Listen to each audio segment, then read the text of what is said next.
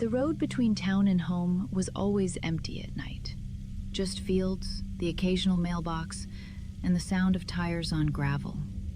I'd driven it 100 times before, but that night, the sky felt heavier, like it was pressing down on the windshield. I was 15, driving on a school permit, already past curfew.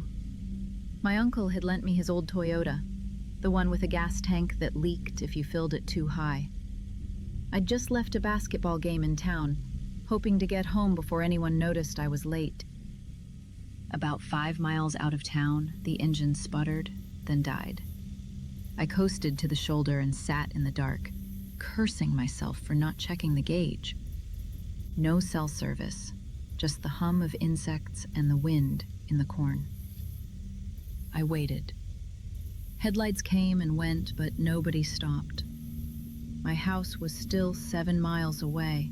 I thought about walking, but the night out there felt too quiet, like the world was holding its breath. Eventually, a red truck slowed down and pulled over. It was newer, spotless, with a construction logo on the door and a metal toolbox in the bed.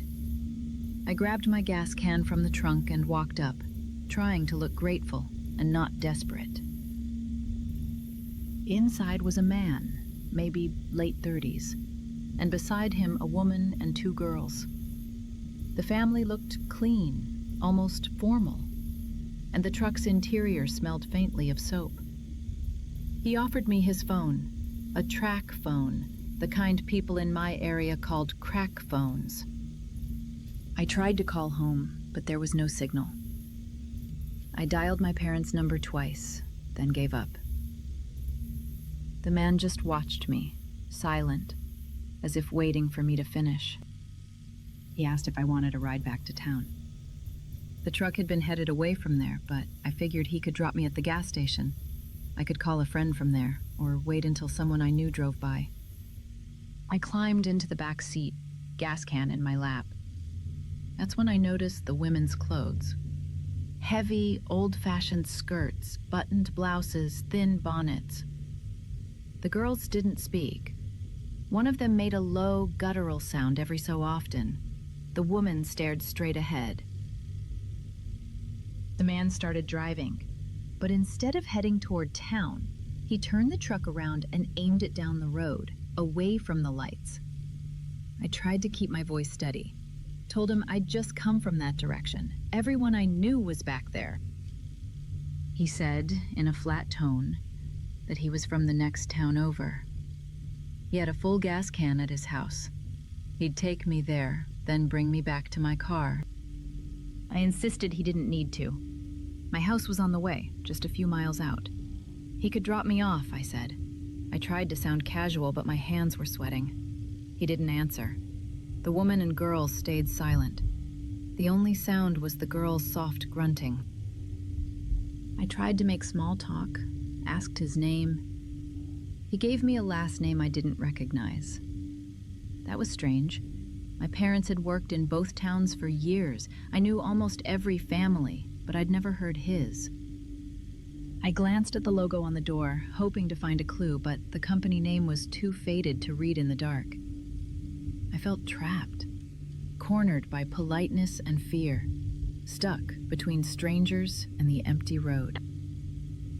We passed the turnoff to my house. My voice shook as I asked again if they could just drop me off.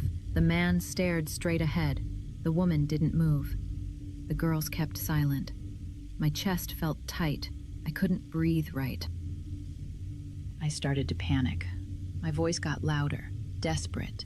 I told them again, my house was right there. I could walk from here. Please, just let me out. Still, nothing. The truck kept rolling, headlights cutting through the dark. Finally, I screamed. Really screamed. I told them this was my turn. They had to let me out. The truck jerked as the man slammed on the brakes.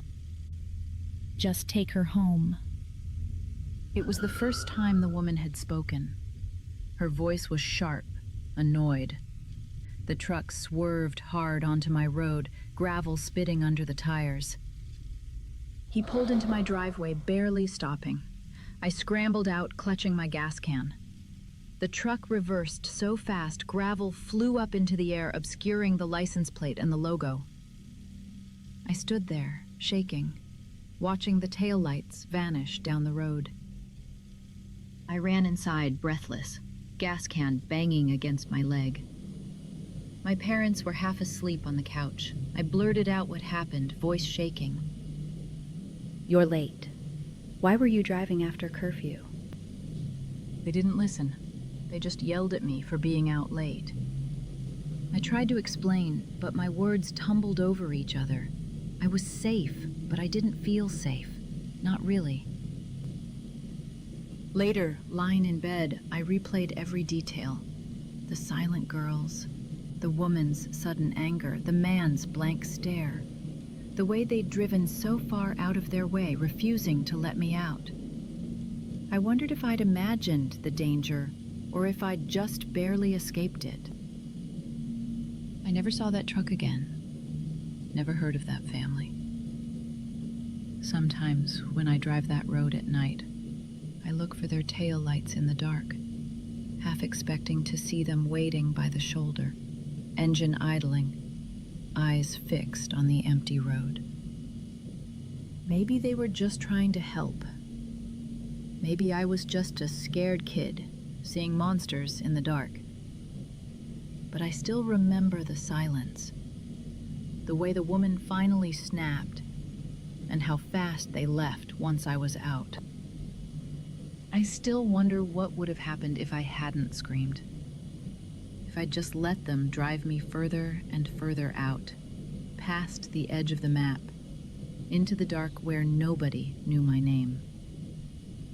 Some nights, when the wind is right, I swear I hear tires on gravel outside my window. I tell myself it's nothing, just the wind. But I still keep my gas tank half full, just in case.